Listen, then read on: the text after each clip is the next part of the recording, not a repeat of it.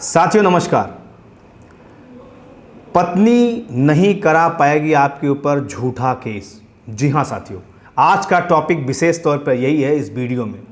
जो भी हमारे पुरुष साथी हैं, जो भी पति हैं, जिनको आए दिन उनकी पत्नी की तरफ से, उनकी पत्नी के मायके वालों की तरफ से ये अक्सर सुनने को मिलता है, ये धमकियाँ मिलती हैं कि आपके ऊपर हम केस कर देंगे और फिर आपके पूरे परिवार की ज़िंदगी कोर्ट कचहरी के अंदर तबाह कर देंगे। अक्सर आप देखिए, जितनी एफआईआरें दर्ज कराई जाती हैं, 498A की बात कर लीजिए, 12DV एक्ट की बात कर लीजिए,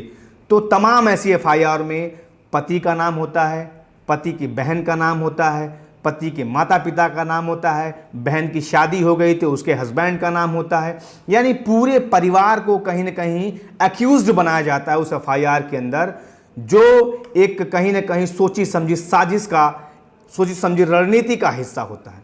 लेकिन साथियों, सुप्रीम कोर्ट के इस जजमेंट के बाद, सुप्रीम कोर्ट का एक जो लैंडमार्क जजमेंट है, उसके बाद अब पत्नी नहीं करा पाएगी किसी भी पति के ऊपर झूठा केस। जी हां साथियों, सुप्रीम कोर्ट का जजमेंट आया है Rajesh Sharma versus state of Uttar Pradesh. Rajesh Sharma versus state of Uttar प्रदेश।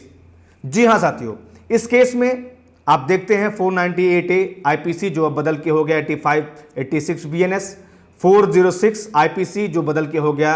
316 सब क्लास 2 बीएनएस। यानी जनरली आप देखते हैं कि इन दो धाराओं में, यानी 86 बीएनएस और 316 सब क्लास 2 बीएनएस, जो पहले 498A और 406 थी,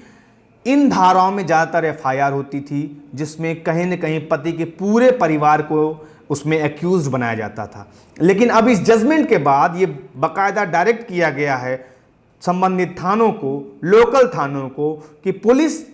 रेगुलर वे में जैसे कोई कंप्लेन रिसीव करती है, पुलिस कंप्लेन लेगी। मान लीजिए कि आपकी पत्नी ने कोई कंप्लेन दी दहेज उत्पीड़न को लेकर या मारपीट को लेकर किसी भी थाने में, तो अब पुलिस तब तक उसमें एफआईआर दर्ज नहीं करेगी जब तक, सबसे पहले वो क्या करेगी, सबसे पहले पुलिस आपको सूचित करेगी कि आपके खिलाफ आपकी पत्नी ने इस तरीके की एक कंप्लेन दी है। अब आपको यहाँ पर ये सोचना है कि उस थाने में जहाँ से आपके पास फ़ोन आया है, उस थाने में आप दो सोच के साथ जाइए। या तो आप अपनी पत्नी को, अपनी पत्नी के साथ उसको एक तरीके से सुलह समझौता करके सोच के जाइए कि अपनी पत्नी के साथ हमें सुलह समझौता करना है, या फिर उससे अलग रहना है। इन दो सोच के साथ आपको थाने जाना है, क्योंकि जो लोकल थाने होते हैं जहां पर कंप्लेन दी गई है, उनकी भी यही सोच होती है कि या तो इसको सेटल कराया जाए या फिर इसमें एफआईआर लॉन्च करके कार्रवाई आगे बढ़ाई जाए। तो अगर आपके दिमाग में कहीं ऐसी कोई बात है, कोई ऐसा मीडिएटर है जो सुलह समझौता करा सकता है, तो प्रयास करिए कि तत्काल जाकर उसको सुलह समझौता के मोड़ पर छोड़िए और वहाँ से वापस आइए। अन्यथा आप अपना जाकर बयान दर्ज कराइए और ज़रूर बताइए कि आपकी पत्नी कब से आपके पास नहीं है, यानी आपकी शादी कब हुई, आपकी पत्नी कब से आपके पास नहीं है, कब से वो मायके में है या कहीं और अन्य जगहों पर हैं, आपकी शादी बहुत सिंपल तरीके से हुई, दान दहेज की कोई ऐसी बात नहीं रही। तो सारी चीज़ें विस्तार से आप वहाँ पर बताइए। मान लीजिए बावजूद उसके अगर एफआईआर आपके नाम हो गई,